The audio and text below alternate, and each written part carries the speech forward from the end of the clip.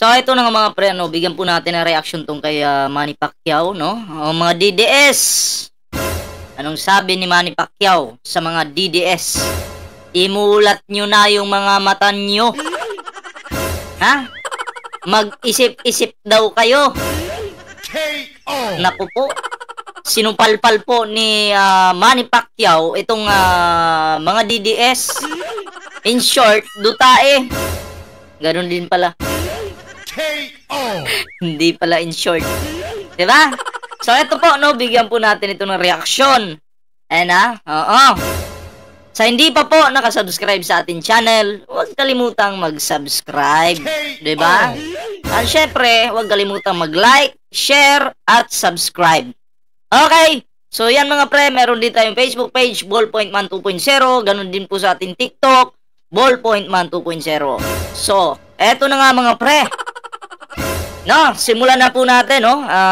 Pakinggan natin yung mga sasabihin po ni Manny Pacquiao dito. Okay?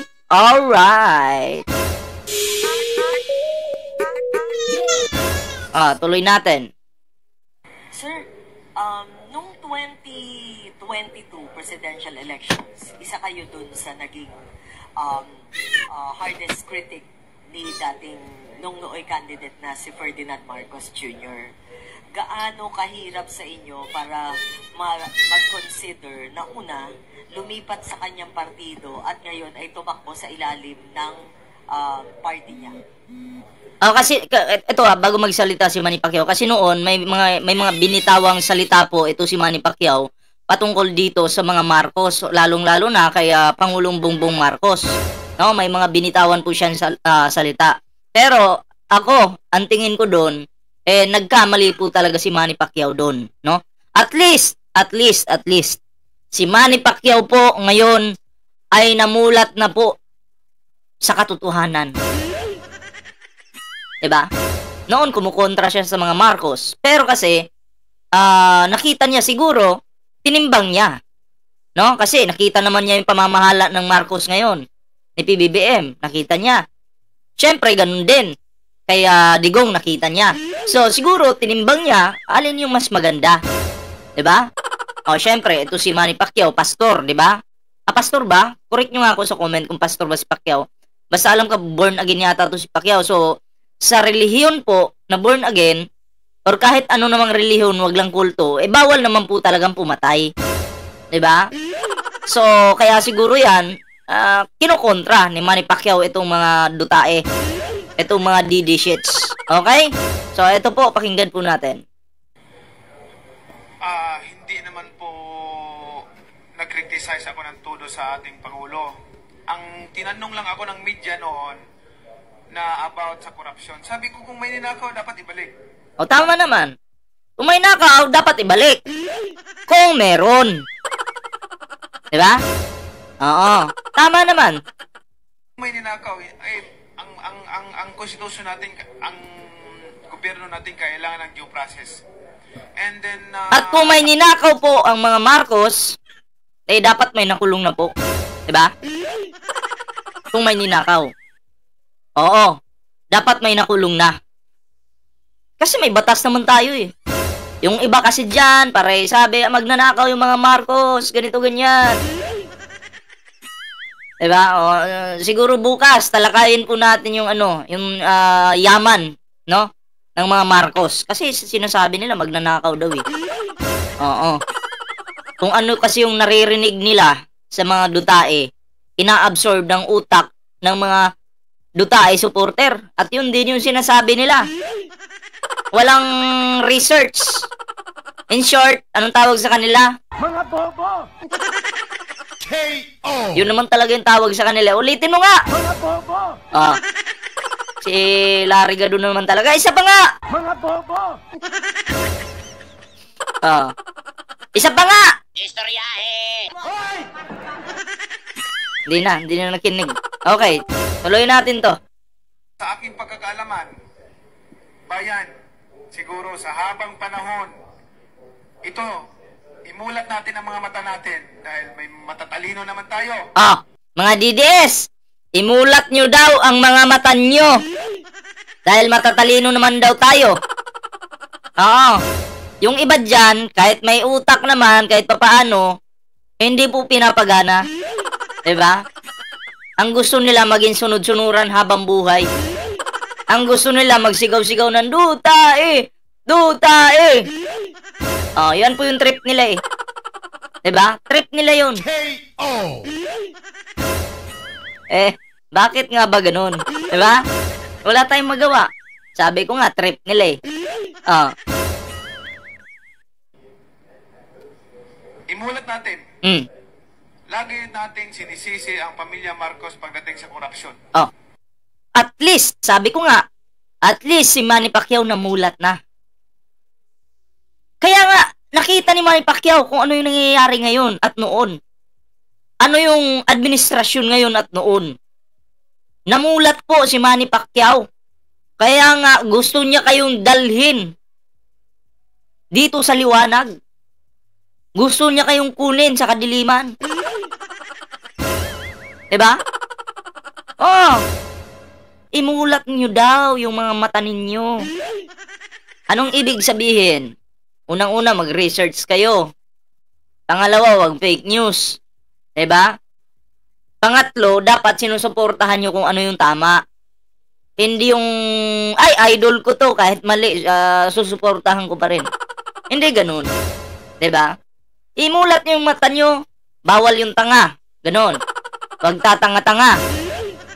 Bawal yung bobo. Kasi kung bobo ka, tanga ka, ay hindi ka po mamumulat kung ano yung katotohanan. Diba? Yun po yun. So, wag pong magtanga-tangahan. Ha? Imulat ang inyong mata. Ay baka mamaya magkain kayo ng pulburon dyan, ha? Para mamulat kayo. Hindi po ganun. Ibig kong sabihin. Oh, alam ko yung leader niyo, adik, bangag. Wag nyo naman gayahin. Diba? Sabi ko lang, imulat nyo yung mata nyo kung ano yung totoo. Diba? Wag ng fake news. Baka madali pa kayo dyan.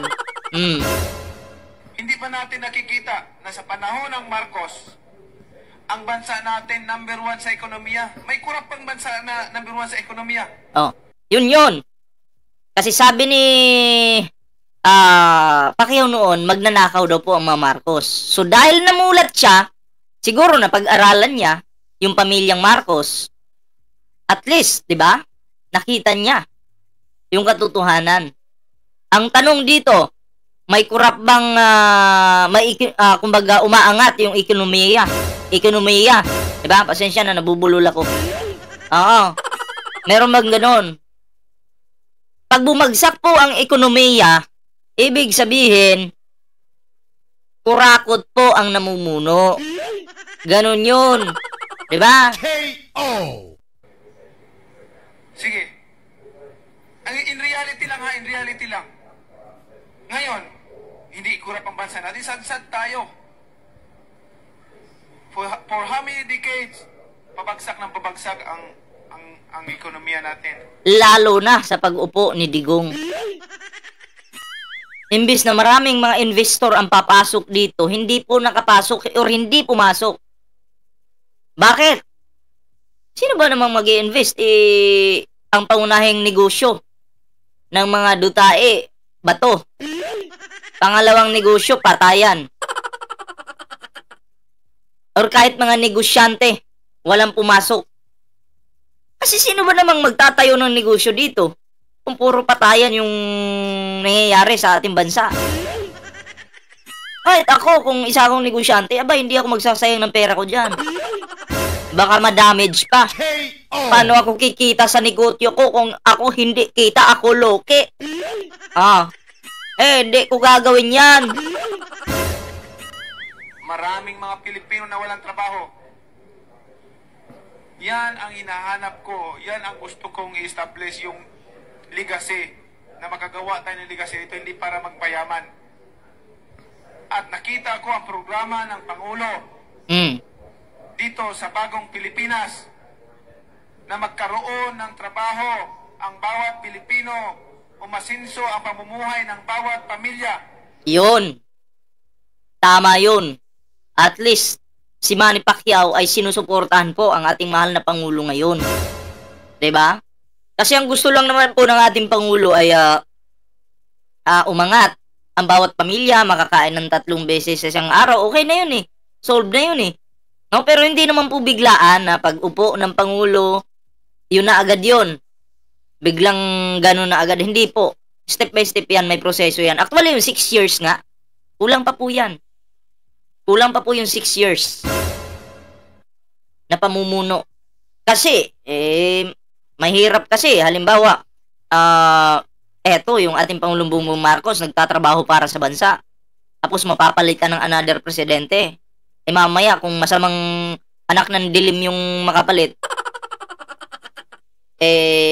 yung programa ni PBBM, hindi na itutuloy yun.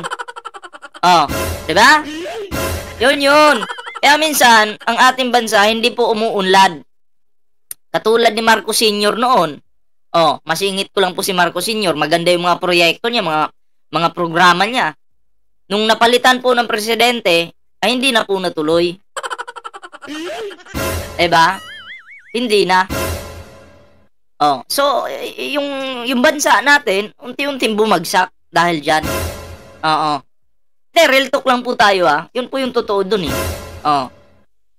Hindi pa dapat suportahan natin? Hindi pa maganda yan? Sa lahat ng mga nag-criticize sa ating administrasyon, mag-isip po tayo. Hindi ito... Oh, sabi ko nga, yan supalpal ang mga didishets. Sino ba yung nag-criticize sa administrasyon? Pamilyang Duterte. Mga vlogger na sumusuporta sa mga Dutais. At yung mga, kahit hindi naman vlogger, may mga Pilipinong tatanga-tanga dyan eh. No? Pataka-arag storya ba? Yan si Marcos, ganito, ganyan. Ang sabi ni Pacquiao, mga Duterte, mga vlogger-vloggeran dyan sa kabila, gamitin nyo daw yung utak nyo. Paganahin nyo daw. Mag-isip daw kayo. KO! Ang sakit nun. Duterte, mag-isip ka. KO! Mag-isip kayo. Labanan ng bawat pamilya, kundi ipinaglalaban natin dito ang kinabukasan ng ating bayan, kinabukasan ng sabayan ng Pilipino. Lilipas lang din tayo lahat. Alalahanin natin, lilipas lang din tayo kahit ano ka man at least, naiisip ni pa kayo mga ganyang no? Yung makakabuti sa ating bansa. Lilipas din tayo. Kaya digong. Gawin mo na yung tama. KO! Matanda ka na. Magsisi ka na. Paul, kahit ano ka man kayaman, kahit ano ka pa kasikap, tandaan ninyo, pag wala na tayo doon sa mundo, ang maalala ng tao yung ligasiya na nagawa sa taong bayan. Ligasiya na nagawa mo sa buhay kung sino yung natutulungan mo. Tama. Pero kung ligasiya mo, pangit, masama, magnanakaw ka, hindi ka makakalimutan ka ng susunod na henerasyon. Yun po ang advogasya natin. Yan po ang inahangad natin. Narinig niyo yun. Dito nasunog yung mga Duterte eh. Dito nasunog, dito bandang ito eh. Sabi niya, sa taong bayan, ligasiya na nagawa mo sa buhay kung sino yung natutulungan mo. Pero kung ang ligasiya mo, pangit, masama, magnanakaw ka, hindi ka makakalimutan ka ng susunod na henerasyon. Ganito kasi yan. Si Marcos Sr., diba, hindi makalimutan ng mga Pilipino kung ano yung magandang nagawa dito sa ating bansa. Palaging naaalala ng mga Pilipino kung ano ang nagawa ni Marcos Sr. dito sa ating bansa. Patay na yun pero palaging nasa puso't isipan ng mga tao, ng mga Pilipino. Pero si Digong, buhay pa, pinapatay na ng mga tao. Bakit hindi pa daw matuds? Tingnan nyo yung kaibahan dyan. Diba?